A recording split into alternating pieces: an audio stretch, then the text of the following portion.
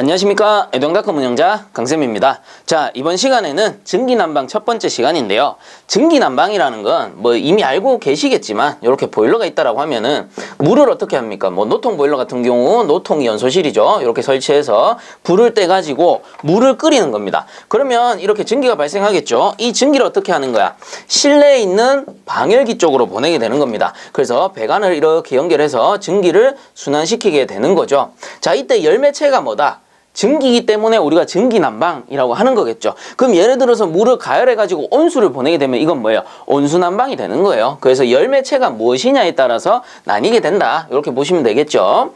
자, 이때 책에 보시면 배관 방식에 따른 분류라고 나오는데, 자, 요거는 뭐 배관 방식에 따른 분류, 뭐 전기 공급 방식에 따른 분류에서 분류 방식에 따라서 이렇게 나뉜다라는 겁니다. 그래서 첫 번째 보시면은 단관식, 복관식으로 나눴어요. 배관을 어떻게 했느냐? 자, 이때 단관식이라는 게 뭐냐 하면은 말 그대로 관이 하나다. 무슨 관이 하나냐? 주관이 하나다 이 뜻입니다. 자, 그래서 그림을 그려보면 보일러가 있고요. 이쪽에 방열기가 있다라고 칩시다. 이때 주관이 하나예요. 이렇게 순환되는 주 라인이 하나밖에 없는 거예요. 그래서 이런 식으로 순환을 하게 되는데, 배관 같은 경우에는 이렇게 들어가서 여기서 이렇게 나온다라고 생각을 하시면 됩니다. 이것도 마찬가지 이런 식으로 방열기 쪽으로 들어가서 이렇게 나온다라고 보시면 돼요. 자, 그러면 얘는 전기난방이기 때문에 최초에 전기가 치출이 되겠죠. 그리고 전기가 이렇게 타고 들어가서 방열기 쪽으로 순환을 하게 됩니다. 그래서 이 방열기 쪽으로 최초에 들어갈 때는 전기 상태로 들어가게 돼요. 근데 이 방열기라는 건 어때? 실내에 노출되어 있단 말이야. 왜 노출되어 있어요? 차가운 실내를 데우기 위해서, 그쵸? 전기의 열을 실내에 방산시키기 위해서 설치를 하는 겁니다. 그래서 방열기라고 부르잖아요. 그래서 우리가 알아듣기 좋게 얘기하면 라디에이터인데, 뜨거운 전기가 들어가서 차가운 실내에서 방열을 하게 됩니다. 열을 이제 방열을 하면서 난방을 하는 거잖아요. 그러면 전기의 입장에서는 어떻게 되는 거야? 열을 뺏기는 거죠. 그럼 전기가 식어요. 전기가 식으면 뭘로 변해? 물로 변한단 말이야. 자, 그래서 우리가 이전에 한번 배웠습니다. 전기가 물로 변하는 거를 뭐라고 불러요? 유식한 말로 응축이라고 하는 거죠. 자, 그래서 이 전기가 열교환하고 빠져나올 때 뭘로 변한다고? 물로 변해. 이걸 뭐라고? 응축수. 응축수로 변해서 나온다 이 소리입니다. 물론 방열할 때 일부 전기가 남아있을 수도 있습니다. 하지만 주로 보면 이제 응축수가 배출된다 이렇게 표현을 합니다. 전기난방에서는. 자, 이때 단관식의 경우에는 가장 큰 특징이 뭐냐면 주 라인이 이게 하나다라고 했죠. 즉 이게 주전기관이면서 환수주관이 될 수도 있어요. 그래서 요 위에 라인을 주전기 라인 이라고 제가 임의로 적을게요. 그럼 밑에 라인이 뭐야? 환수주관이 되는 거야. 환수가 되는 관이라고 보시면 됩니다. 돌아온다, 환수된다 이렇게 얘기하죠. 자, 요거는 단관식이기 때문에 가장 큰 특징은 뭐냐면은 전기와 응축수가 한 개통에 같이 순환한다 라는 겁니다. 자, 그래서 단관식은 관이 하나고요. 관이 하나기 때문에 어때? 전기랑 응축수랑 섞여 다닐 수밖에 없는 겁니다. 자, 이때 가장 큰 단점은 뭐냐면은 전기랑 응축수랑 섞여 다니게 되면은 수격작용이 일어나요. 자, 수격작용이란 건 뭐냐면은 영어로는 워터 해머라고도 합니다. 워터 해머링. 이렇게도 부르는데 물이 때린다라는 뜻이에요. 워터 해머링. 물이 때린다. 망치처럼 때린다 이 소리거든. 그래서 왜 때리느냐? 전기랑 응축수랑 섞여 있기 때문에 그래요. 예를 들어서 배관이 이렇게 있는데 어느 한 곳에 물이 이렇게 고여 있어요. 이게 응축수란 말이야. 근데 응축수만 가득 차서 환수가 되면은 수격 현상이 안 일어납니다. 그리고 반대로 전기만 가득 차서 흘러가도 수격 현상이 안 일어나요. 근데 이 응축수가 일부 고여 있고 갑자기 고온고압의 전기가 치출된다. 그러면 응축수를 머금고 전기가 확 불어나가겠죠. 이때 전기는 고압이기 때문에 고압으로 응축수 알갱이, 물 알갱이를 머금고 다니다가 어떻게 되는 거야? 꺾인 배관이나 장치를 때리는 거예요. 이게 수격현상, 수격작용, 워터 해머링이라고 하는 겁니다. 자, 그래서 이 워터 해머링이 장시간 혹은 장기간 발생하게 되면은 장치에 무리가 가겠죠. 자, 그래서 단관식 같은 경우에는 가장 큰 특징은 관이 하나다라는 거고, 관이 하나이기 때문에 전기와 응축수가 섞여 다닙니다. 그렇기 때문에 수격작용이 자주 일어난다. 수격작용이 일어날 우려가 있다. 라는 겁니다. 이게 가장 큰 특징이에요. 그래서 단관식은 이 정도만 기억을 하시면 됩니다.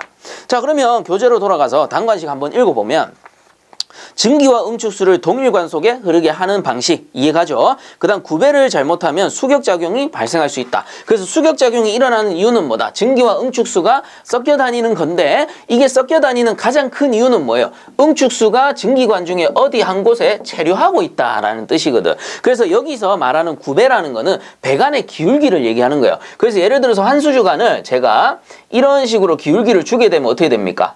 자, 여기 연결된 거예요. 그러면 응축수가 이렇게 내려와서 자연스럽게 이렇게 흘러가요. 구배에 의해서. 그러면 수격작용이 크게 많이 일어나지 않습니다. 근데 반대로 환수주관을 이렇게 거꾸로 꺾었어요. 이렇게 하면 어떻게 될까? 환수가 이런 식으로 이루어져야 되는데 여기에 응축수가 체류하겠죠. 응축수가 모여있다 보니까 갑자기 고압증기가 팍 불어닥치면 어떻게 돼? 이 물을 확 불어버리니까 수격작용이 일어나는 거예요. 자, 이제 이해 가시죠? 그래서 구배를 잘못하면 수격작용이 발생할 수 있다. 자, 그리고 그 밑에 보시면 소규모 난방에 이용된다. 수격작용이 많이 발생하고요. 그리고 효율이 낮다. 이렇게 이해를 하시면 돼요. 그 다음에 방열기 밸브는 하부 태핑, 공기 빼기 밸브는 상부 태핑에 설치한다. 자, 여기서 말하는 방열기 밸브라는 거는 방열기 하부 이쪽에 설치를 하는 겁니다. 그래서 증기의 양을 조절할 수 있어요. 즉, 방열기의 온도를 맞출 수가 있다는 거지. 자, 그리고 여기서 말하는 공기 빼기 밸브는 다른 말로 에어변이라고도 하는데 이 상부에 설치하게 됩니다. 그래서 여기서 말하는 공기라는 거는 불응축가스라고 해요. 그래서 이 불응축가스가 많이 체류하게 되면은 이 순환을 저해하게 됩니다. 증기가 순환하는 거를 저해하게 돼요. 자, 그렇기 때문에 이런 불응축가스, 공기 등이 체류하는 거를 빼주기 위해서 공기 빼기 밸브, 다른 말로 에어변, AV라고 적을게요. 줄여서 에어변 요거를 설치해서 공기를 제거해준다 라는 겁니다. 자, 그래서 즉 공기 빼기 밸브를 설치해서 순환이 잘 될 수 있게, 순환이 잘 돼야지만 어때요? 전열 교환이 쉽게 이루어지고 효율이 올라간다. 이렇게 이해를 하시면 되겠죠. 자, 요게 답니다. 단관식은 관이 하나이기 때문에 요런 특징이 나온다. 자, 그 다음에 복관식 한번 보게 되면 복관식 같은 경우에는 단관식은 뭐였어? 관이 하나다라고 했잖아요. 그럼 복관식은 뭐야? 관이 두 개다. 이렇게 생각을 하시면 돼요. 단관식은 한 개다. 자, 그래서 이 복관식 같은 경우는 구조가 어떻게 생겼냐 하면은 보일러가 이렇게 있고요. 방열기 마찬가지 이렇게 있겠지. 자, 이렇게 있을 때 관이 두 개가 됩니다. 그래서 주증기관 이렇게 하나 설치하고요. 자, 이게 뭐냐? 요 관이 주증기관. 그리고 환수관을 따로 설치합니다. 밑에 환수주관을 별도로 이렇게 설치를 하는 거예요. 자, 이런 식으로 요 밑에 게 뭐라고? 환수주관.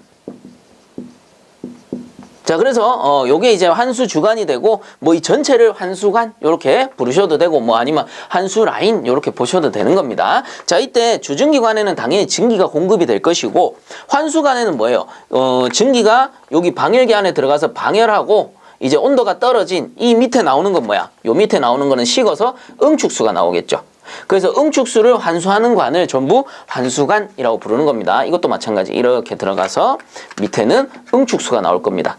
응축수가 나오게 되고요. 자, 이때 이 단관식 같은 경우는 증기랑 응축수랑 한 관에 섞여 다녔잖아요. 근데 복관식 같은 경우는 어때요? 증기 라인 따로 응축수 라인, 즉 환수 라인이 따로 있기 때문에 수격작용이 많이 방지가 됩니다.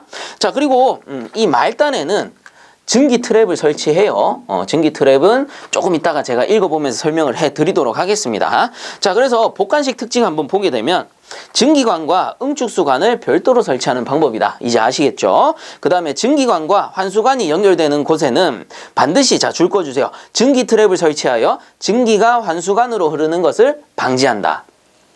자, 그래서 제가 요 말단에 증기 트랩 을 설치한다라고 했습니다. 이 증기 트랩을 다른 말로 응축수 트랩이라고도 불러요.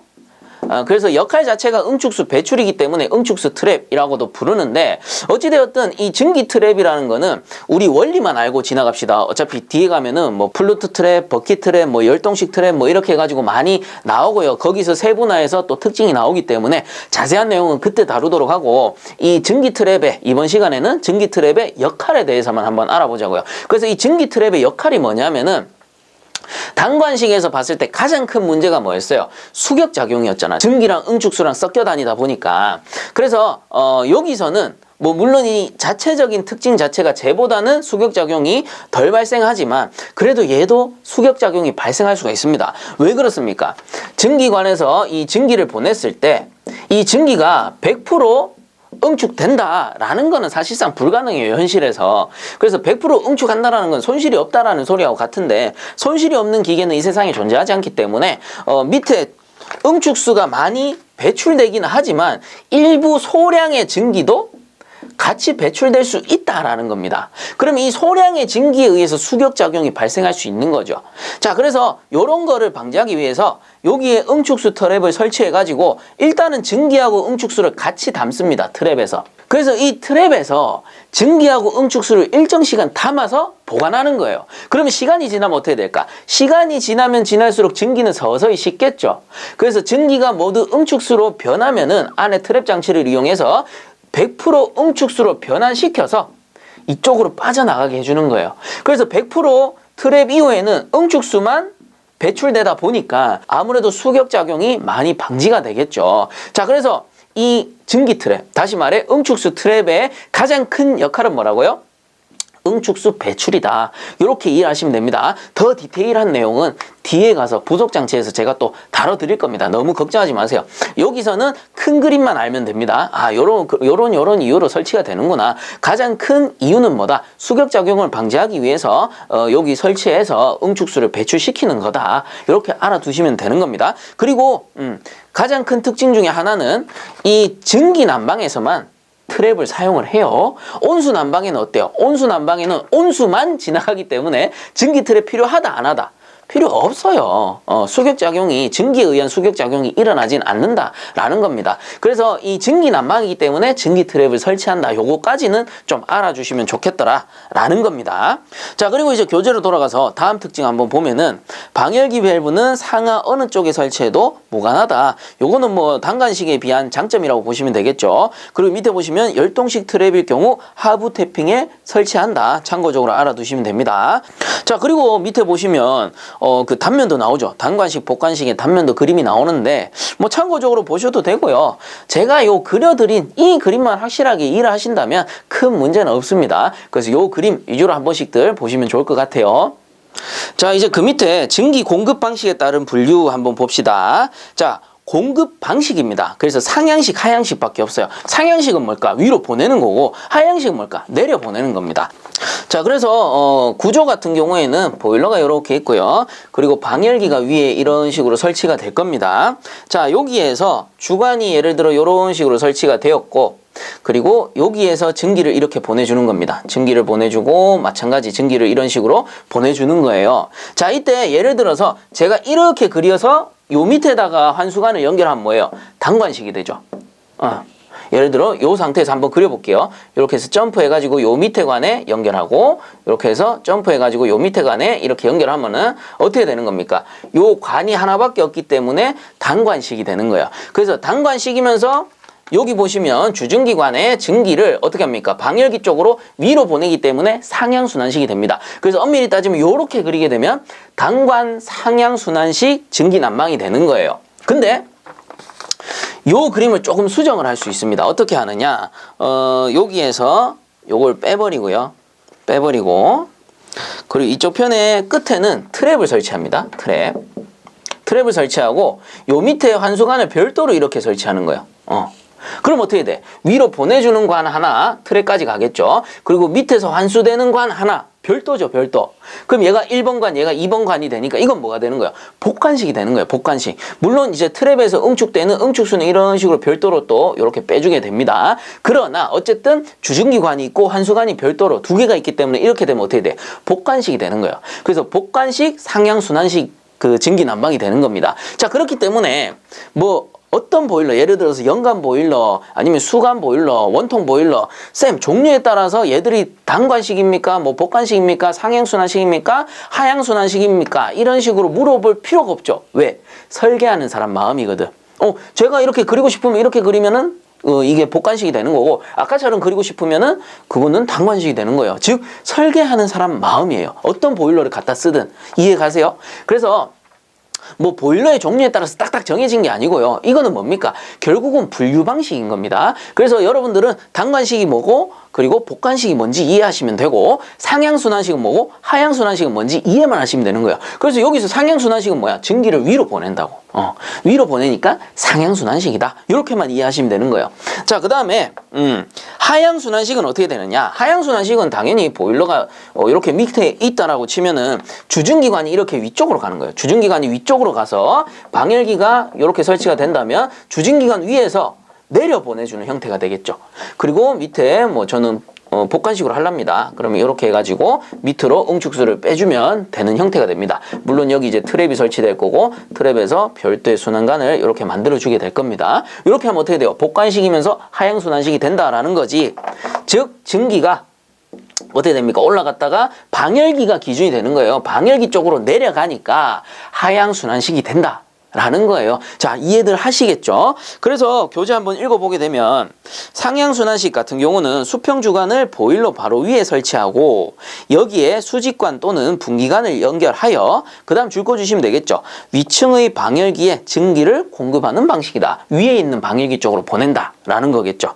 그 다음 하향순환식 같은 경우는 첫 번째 줄 거 주세요. 증기 수평주관을 가장 높은 층의 천장에 배관하고 그럼 말 다 한 거예요. 수평주관이 여기 맨 위에 있다라는 거야. 이게 뭐라고? 증기주관. 그래서 증기주관도 되고 제가 말하다 보면 이게 막 순서가 바뀌어서 막 이렇게 얘기를 하는데 증기주관이나 주증기관이나 똑같은 겁니다. 그래서 말을 하다 보니까 제가 워낙에 쓰이는 말이 많다 보니까 이렇게도 하고 저렇게도 얘기하는데 다 같은 말이니까 그렇게 좀 알아들어 주시면 좋을 것 같아요. 저도 말하다 보면은 제가 간혹 뭐라고 얘기하는지 뭐 기억도 안 나고 그럴 때도 있어요. 그 이제 습관적으로 하는 명칭을 쓰는 거니까 그렇구나 하고 넘어가 주시면 좋을 것 같아요. 자, 어쨌든 이 주증기관이 위에서 설치되고 밑으로 내려간다. 즉 증기 수평주관을 가장 높은 층의 천장에 배관하고 이 수평주관에서 방열기에 공급하는 방식이다. 밑으로 공급한다. 이 뜻이 되겠죠. 자, 그래서 뭐 사실상 명칭에 다 들어있는 겁니다. 특징들은. 그 밑에 그림이 나오는데 참고적으로 보시면 될 것 같고요.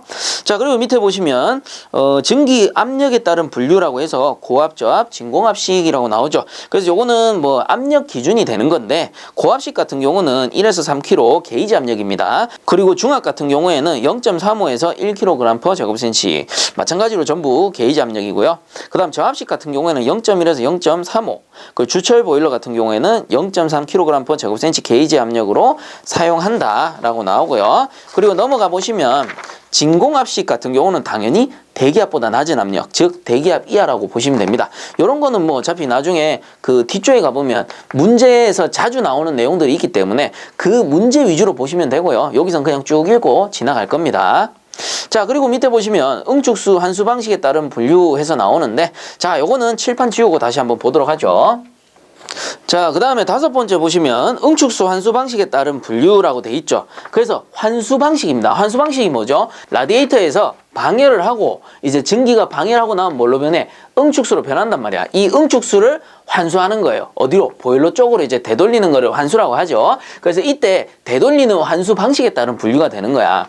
자, 그러면 첫 번째 중력 환수식 한번 보게 되면 응축수를 중력에 의해 환수하는 방식이라고 나오죠. 그래서 말 그대로 보일러가 이렇게 있으면 라디에이터는 위쪽에 이렇게 설치가 될 거고요. 그 증기를 이렇게 보내주고 그리고 환수할 때 이제 밑에서 환수할 때 어떻게 하는 겁니까? 여기 환수 주관이 있다라고 하면은 위에서 말 그대로 중력에 의해서 응축수를 환수하는 방식이다라는 겁니다. 그래서 라디에이터가 위에 있고 환수 주관이 밑에 있으면 이건 뭐예요? 중력 환수가 되는 거겠죠. 중력에 의해서 자연스럽게 내려오니까. 그래서 자연스럽게 내려온다라고 해서 요걸 다른 말로 자연 환수라고도 부릅니다. 그래서 중력 환수식은 다른 말로 자연 환수다. 이렇게 기억을 해주시면 좋을 것 같고요. 자, 그리고 밑에 기계 환수식 보면은 방열기에서 응축수 탱크까지는 중력 환수, 탱크에서 보일러까지는 펌프를 이용한 강제 순환 방식이다 라고 돼 있죠. 자, 그래서 기계 환수 같은 경우는 보일러가 이렇게 설치되고요. 라디에이터 똑같이 설치합시다. 이렇게 설치돼 있을 때 증기를 보내주게 될 거고, 그리고 이제 밑에 응축수를 환수하는데 이 응축수를 일단 응축수 탱크 쪽으로, 요게 응축수 탱크입니다. 말 그대로 응축수를 모은다라고 해서 응축수 탱크예요. 그래서 응축수 탱크까지는 이렇게 중력으로 순환을 시키는 거야. 그래서 중력으로 환수하게 되고요. 그 다음에 응축수 요 탱크부터 어디까지? 보일러까지는 어떻게 하는 거야? 여기 가운데 펌프를 설치해가지고 강제로 순환시킨다. 이 뜻이 되는 겁니다. 자, 이때 응축수 탱크는 왜 설치하느냐 하면은 트랩의 역할을 하는 거예요. 응축수에서 응축수를 모아가지고 어떻게 하는 거야? 응축수만 배출시킴으로써 수격작용을 방지해 줄 수가 있는 거겠죠. 여기에 전기가 담겨 있다면 전기는 어차피 위에 있을 거고 밑에는 응축수만 담겨 있을 테니까 밑에서 배관을 인출하면은 결국은 응축수만 배출되는 거니까 트랩의 역할을 이 녀석이 해주는 거예요. 자, 그래서 여기서는 뭡니까? 펌프라는 기계 장치를 쓰기 때문에 기계 환수라고 하는 거고, 펌프로 강제 순환시키기 때문에 다른 말로는 강제 환수식이다. 이렇게 부를 수가 있는 거겠죠. 자, 그 다음에 진공 환수식이라고 해서 나오는데 읽어보면은 방열기의 설치 장소에 제한을 받지 않는 환수식으로 증기와 응축수를 진공 펌프로 흡입 순환시키는 방식이다. 진공도는 100에서 250mHz 정도 이렇게 나오는데, 진공 환수식은 똑같은 펌프인데 진공 펌프를 사용하는 겁니다. 그 외에는 큰 차이점이 없어요. 그리고 가장 큰 특징은 뭐냐면은 요 세 가지 중에 효율이 가장 좋다, 가장 으뜸이다 라는 겁니다. 자, 그래서 뭐 특징들도 이거 보면 나오지만 첫 번째 특징 보면 방열기의 설치 장소에 제한을 받지 않는다라고 나오죠. 그래서 보일러가 이렇게 설치되어 있으면 방열기가 보일러보다 위에 설치될 수도 있고 보일러보다 밑에 설치될 수도 있습니다. 근데 여기에다가 진공 펌프를 설치하는 거야. 진공 펌프를 설치하고 뭐 전기를 이렇게 보내고 이렇게 보냈을 때 요 환수 주간이 위에서 내려올 수도 있고 환수 주간이 밑에서 이렇게 올라올 수도 있습니다. 얘들을 어쨌든 이렇게 모으겠죠. 이렇게 모아가지고 진공 펌프에서 이 환수 주간 자체에 전체에 진공을 잡아버리기 때문에 쭉 빨려서 올라옵니다. 그래서 뭐 중력 환수나 기계 환수는 방열기의 위치가 좀 중요한데 이 녀석은 어때요? 방열기가 위에 있든 밑에 있든 어쨌든 밑에서 진공을 잡아서 쭉 빨아당기기 때문에 방열기의 위치에 상관없이 설치할 수가 있다라는 겁니다. 자, 그렇기 때문에 효율이 가장 좋다. 그리고 진공 환수식은 이 세 개 중에 효율이 가장 좋기 때문에 아래와 같은 특징이 나옵니다. 그래서 특징을 한번 보시면 중력 기계 환수보다 순환 속도가 빠르다. 왜? 효율이 좋으니까. 그 다음 기울기 9배의 구애를 받지 않는다. 왜? 효율이 좋으니까. 그 다음에 방열량을 광범위하게 조절할 수 있다. 똑같죠? 효율이 좋으니까. 얘들 중에서 효율이 가장 좋기 때문에 이런 특징들이 나오는 거예요. 그 다음에 이제 밑에 보시면 환수관의 관지름을 작게 할 수 있다라고 돼 있는데 이것도 마찬가지 효율이 좋기 때문에 그런데 이거는 왜 그러냐 하면은 환수관의 관지름을 작게 하는 거 거꾸로 생각해 봅시다. 환수관의 관지름을 크게 하는 경우는 어떻게 돼요? 이 관의 직경을 크게 한다. 예를 들어서 요런 관이 있고요. 그리고 이거보다 직경이 큰 관이 있습니다. 그럼 두 개의 차이점을 비교했을 때 이 효율이 더 좋은 쪽은 어디야? 당연히 직경이 큰 쪽이에요. 왜? 전열 면적이 크거든. 전열 면적이 크다 보니까 전열 효율이 좋아집니다. 클수록, 직경이 클수록. 근데 진공환수식 같은 경우는 세 개 중에 효율이 가장 좋죠. 효율이 가장 좋다 보니까 굳이 전열 면적을 늘리지 않아도 된다는 뜻이야. 그렇기 때문에 요 배관의 직경은 작아지고 배관의 직경이 작아지다 보면은 예를 들어서 동일 용량이라고 한다면 배관만 따졌을 때는 단가가 낮아질 수 있다. 뭐 요런 특징들이 나올 수도 있는 거겠죠. 근데 이게 문제 나오진 않아요. 그냥 방금 요거는 배관의 직경에 대한 내용은 그냥 비교해 드리기 위해서 말씀을 드린 거고 어쨌든 효율적인 측면에서 봤을 때 효율이 좋기 때문에 굳이 내가 억지로 배관의 직경을 늘릴 필요가 없다라는 뜻이 되겠죠. 자, 그렇기 때문에 환수관의 관지름은 작게 할 수 있다라는 겁니다. 자, 그리고 이제 밑에 마지막 특징 보시면 버큐um 브레이커를 사용하여 진공을 일정하게 유지해야 한다라고 돼 있습니다. 자, 여기서 말하는 버큐um 브레이커 이거를 직역해버리면 버큐um이 진공이에요. 그리고 브레이크는 뭐예요? 멈추다라는 뜻이잖아. 우리 자동차 브레이크 생각하시면 됩니다. 그래서 진공을 이제 멈춰준다라는 뜻인데 자, 요거는 진공환수식에서도 사용하고 진공 보일러에서도 사용을 합니다. 그래서 요 보일러를 예를 들어 가지고 요 보일러를 진공 보일러라고 합시다. 진공 보일러라는 거는 내부에 진공을 잡아서 조금 더 쉽게 증기를 발생시키는 보일러예요. 왜? 이제 진공이 많이 잡힐수록 쉽게 끓어지니까 쉽게 증발하니까 그런 특징을 이용해서 우리가 진공 보일러를 만드는데 어쨌든 진공 보일러기 때문에 내부의 압력은 어때? 대기압보다 낮은 상태가 되는 겁니다. 근데 이거를 장시간 사용을 하다 보면 진공이 극도로 낮아질 수가 있겠죠. 그럼 어떻게 돼? 동체에 부하가 옵니다. 자, 이런 거는 뭐 이렇게 예를 들 수가 있어요. 제가 슈퍼에 가서 쭈쭈바를 샀습니다. 쭈쭈바를 사 먹고 있는데 이제 쭈쭈바를 처음에 먹을 땐 괜찮은데 끝까지 먹으면 어떻게 돼? 마지막에 남은 그 이제 녹아 있는 아이스크림 물이라고 할게요. 아이스크림 물을 쭉 빨아먹기 위해서 빨아 당기잖아요. 그럼 쭈쭈바 그 캡이 어떻게 돼? 쑥 오그라든단 말이야. 그거랑 똑같아. 장시간 진공이 잡혀버리면 이 동체가 안으로 이렇게 수축할 수가 있어요. 진공도가 커버리면. 그래서 이런 거를 막아주기 위해서 버큐움 브레이커를 설치해가지고 진공도가 많이 낮아진다. 그러면 이 밸브가 탁 열리면서 외부에 있는 공기가 안쪽으로 들어가서 압력을 유지시켜 주는 겁니다. 그래서 이 녀석은 진공장치에 사용하는 안전밸브다 이렇게 생각하시면 돼요. 뭐가? 버큐움 브레이커가. 그래서 안전밸브랑 반대되는 개념이라고 보시면 돼요. 안전밸브는 어때요? 안전밸브는 동체가 있으면 이렇게 설치해가지고 동체의 압력이 올라갔을 때 잘못하면 이게 동체가 파열할 수 있으니까 이 압력을 밸브를 열어가지고 밖으로 빼주는 개념이고, 버큐움 브레이커는 어때요? 반대로 압력이 낮아지면 외부에 있는 공기, 대기죠. 요 대기를 안쪽으로 넣어서 압력을 유지시켜주는 장치다. 이렇게 생각하시면 돼요. 그래서 버큐움 브레이커란 뭐라고? 진공장치에 사용하는 안전밸브다. 이렇게 기억을 하시면 됩니다. 그렇다고 해서 실제 안전밸브라고 하진 않아요. 그냥 버큐움 브레이커라고 부르니까 그렇게 알아두시면 됩니다. 자, 그 다음 밑에 보시면 환수관의 배관 방식에 따른 분류해서 건식, 습식 이렇게 나오죠. 자, 그래서 우리가 앞에서는 환수 방식에 대해서 배웠고요. 이번에는 환수 방식이 아니고 환수 배관을 어떻게 설치하느냐, 어떻게 설치했을 때 건식이고 습식이냐, 요걸 배우는 겁니다. 자, 그래서 건식과 습식은 그냥 그림으로 그리는 게 가장 빨라요. 건식 같은 경우에는 보일러가 이렇게 설치되고 급수가 이렇게 차 있으면 이 방열기 쪽에서 환수관을 이런 식으로 설치를 합니다. 이런 식으로. 그 다음에 습식 같은 경우에는 보일러가 이렇게 설치되고요. 여기 안에 급수가 있다라고 치면은 방열기에서 환수관을 이런 식으로 보내주게 되는 겁니다. 자, 이때 여러분들 차이점 아시겠어요? 자, 건식 같은 경우에는 요 수평관을 수평주관이라고도 하고요. 요거를 환수주관이라고도 해요. 자, 환수주관. 요 수평으로 이렇게 설치된 주관. 그래서 이 환수주관이 건식 같은 경우에는 여기 밑에가 뭐예요? 수부고 위에는 뭔데? 증기가 있으니까 기체부잖아. 그래서 이 기체부에 환수주관이 설치가 되면은 건식입니다. 건식. 건조한 부분이죠. 요 기체가 있는 부분이. 그래서 건식환수라고 부르는 거고, 그 습식환수는 뭐예요? 수부의 환수주관이 연결이 바로 돼버려요. 자, 그래서 이런 질문 할 수 있죠. 쌤, 환수주관을 바로 이렇게 연결하면 안 되는 겁니까? 자, 생각을 해보세요. 환수주관에서 이렇게 들어오는 건 뭐예요? 응축수잖아, 응축수. 자, 이때 여기 상부에는 뭐가 있어? 증기가 있지? 고온고압의 증기가 있을 겁니다. 자, 그러면 다시 얘기하면은 수부와 증기부가 있는데 증기부는 어때? 엄청난 고온이라고 봐야 되겠죠.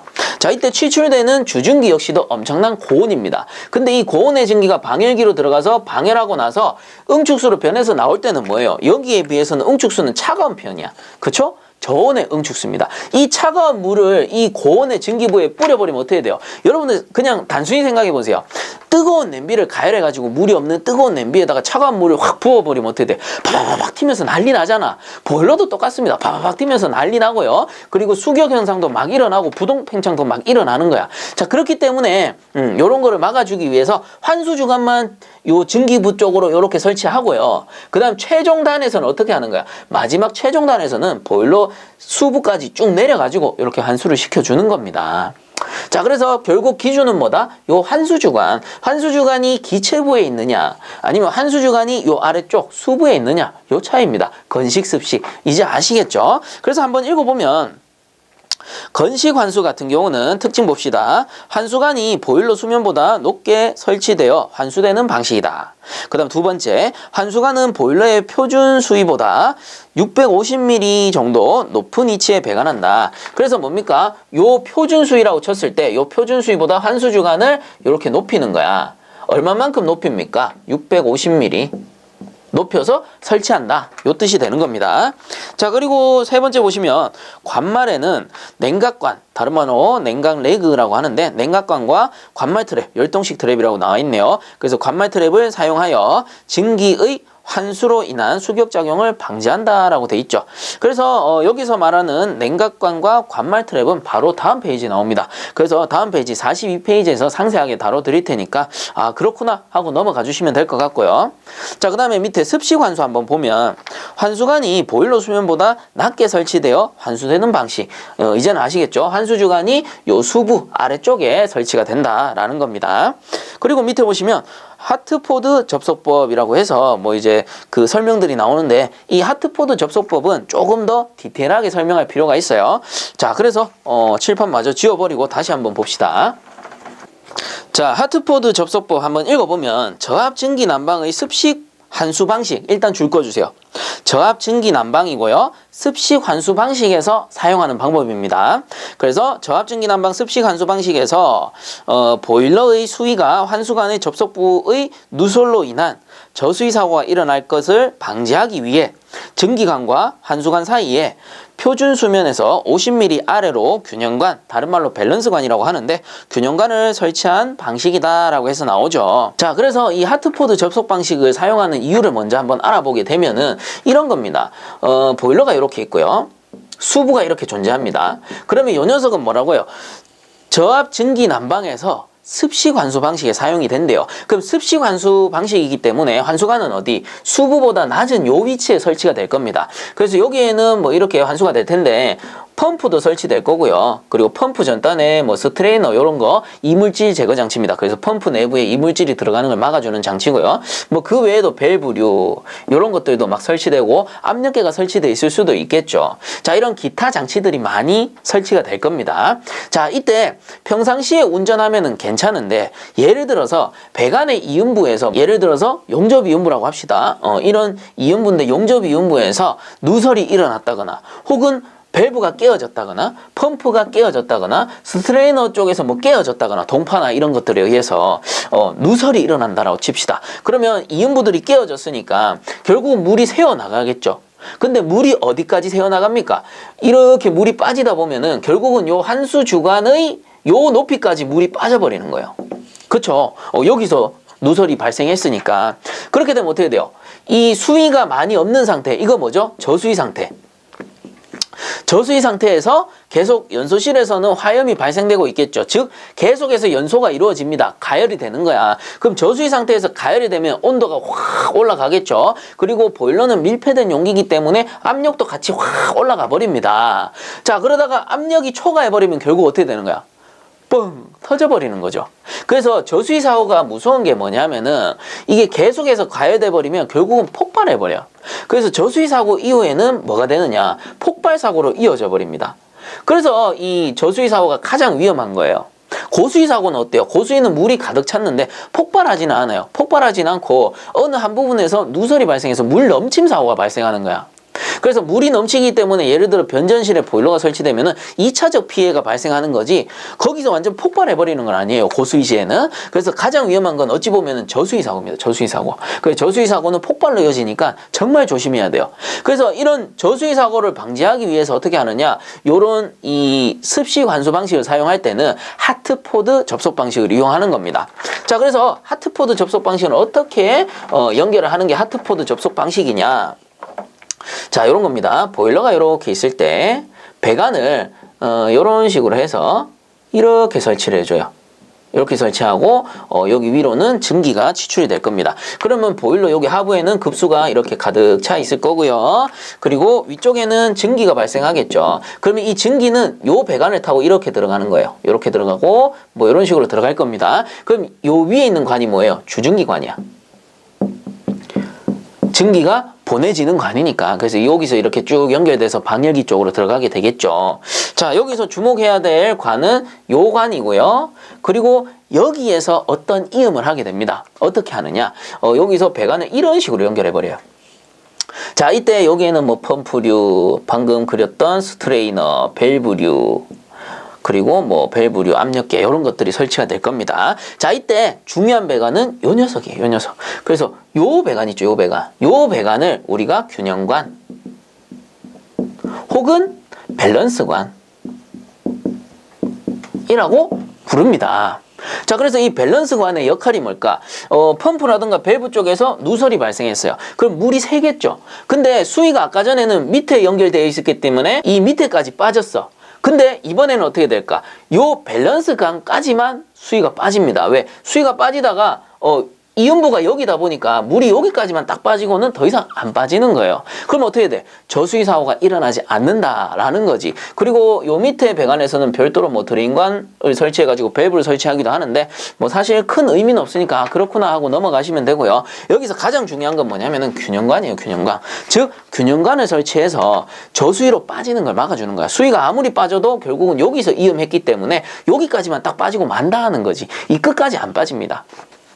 자, 이제는 이해 가시죠? 그래서 우리가 읽어봤던 내용 중에 맨 마지막 부분에 보시면 표준 수면에서 50mm 아래로 균형관, 밸런스관을 설치하는 방식이다. 그래서 요게 수위라면 이거보다 밑으로 얼마? 50mm 정도 밑에 50mm 정도 밑에다가 균형관을 설치하는 방식이다. 그래서 수위가 정상 수위에서 빠져본들 50mm 정도까지만 빠지고 이제 마는 거예요. 이 뒤에서 누설 사고가 발생했다라고 한다면. 자, 그래서 이 하트포드 접속 방식을 왜 하트포드 접속 방식이라고 하느냐? 요 배관 이음 방식이 이렇게 해가지고 꼭 하트 모양으로 생겼다라고 해서 하트포드 접속 방식이라고 부르는 겁니다. 그래서 이 하트포드 접속 방식을 어디서 쓴다고요? 저압증기 난방의 습식 환수 방식에 사용을 한다. 습식 환수 방식은 왜? 이 환수 배관이 밑에 연결되어 있으니까 환수관에서 뭔가 누설 사고가 발생한다면 물이 끝까지 빠져서 저수위 사고로 이어질 수가 있는 거죠. 그렇기 때문에 이런 식으로 하트포드 접속을 해가지고 그런 저수위 사고를 미연에 방지한다라는 겁니다. 자, 이렇게 해서 이번 시간도 마무리하도록 하고요. 본 영상이 도움되셨다면 구독과 좋아요 한 번씩 부탁드리겠습니다. 자, 수고들 많이 하셨습니다.